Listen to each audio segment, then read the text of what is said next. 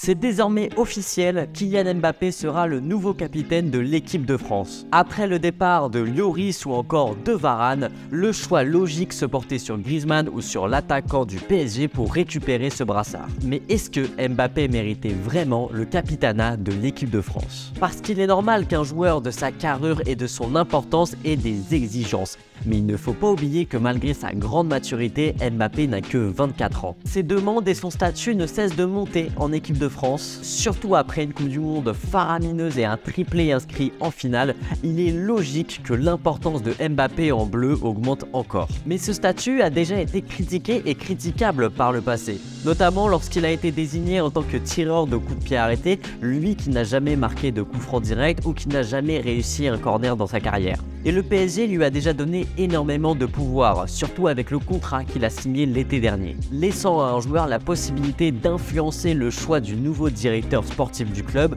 en la personne de Luis Campos.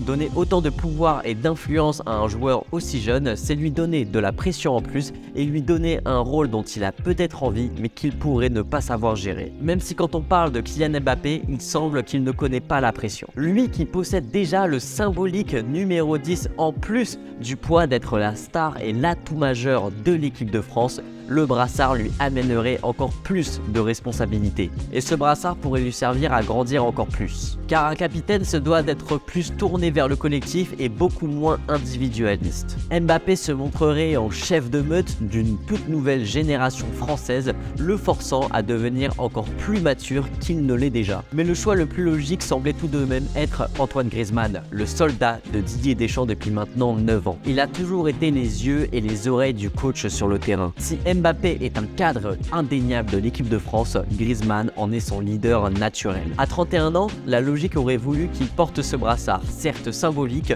mais qui aurait servi d'honorer la carrière d'un joueur qui a toujours tout donné en bleu. Alors évidemment, l'ancienneté ne fait pas tout, sinon Giroud serait lui aussi rentré dans les débats. Mais en plus de son expérience, Griezmann a toujours été le maître à jouer de Didier Deschamps. Mais malheureusement pour lui, le sélectionneur a tranché et a plutôt choisi le Parisien. Si Mbappé semble tout de même prêt à assumer ce rôle, que se passera-t-il si ça ne fonctionne pas? Sachant qu'il lui resterait logiquement plus de 10 ans de carrière avec les Bleus, n'aurait-on pas dû attendre avant de lui donner ces responsabilités-là? Et que se passera-t-il si un joueur comme Paul Pogba revenait en équipe de France dans les prochains mois?